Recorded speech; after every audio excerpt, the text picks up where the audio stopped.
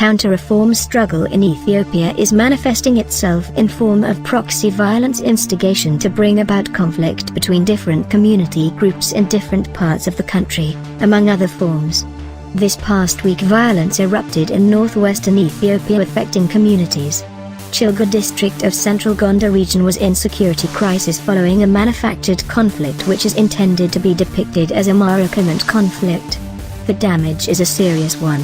Dozens of civilians were killed, hundreds of houses burned, children kidnapped, and property damaged, among other things, based on reports from Amhara mass media agency this week which cited local communities.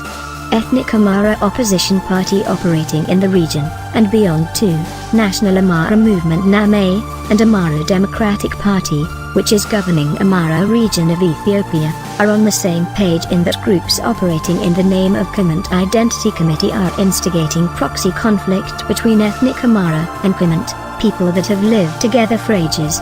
However, NAMA is explicit in its statement issued after the killings in Chilga and Dembia areas of the region. It squarely located the problem as TPLF and called the recent killings in the region terrorist act.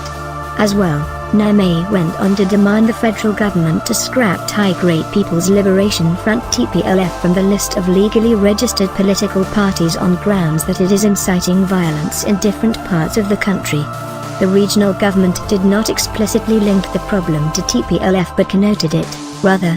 Brigadier General Asama Nutsige, Amhara Regional State Security Head, is of the view that the security challenges experienced in central Gondar region this past week is similar to one that was experienced in western Oromo region of Ethiopia a few weeks ago.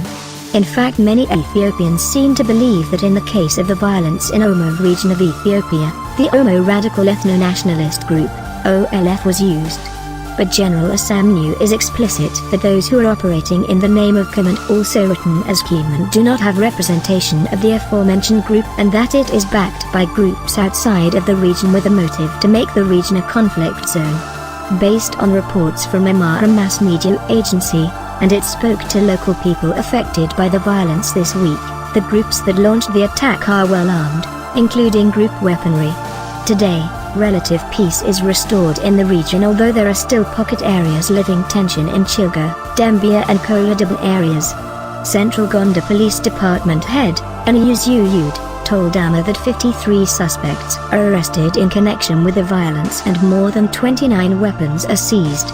Local communities affected by the attack are calling on the government to maintain rule of law and take decisive action against those who are manufacturing the conflict and those who are executing it.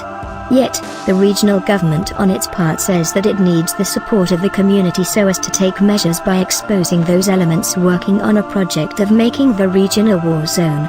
It also wants to create capacity for local farming communities and youth in the area to defend themselves in the event of similar attacks in the future.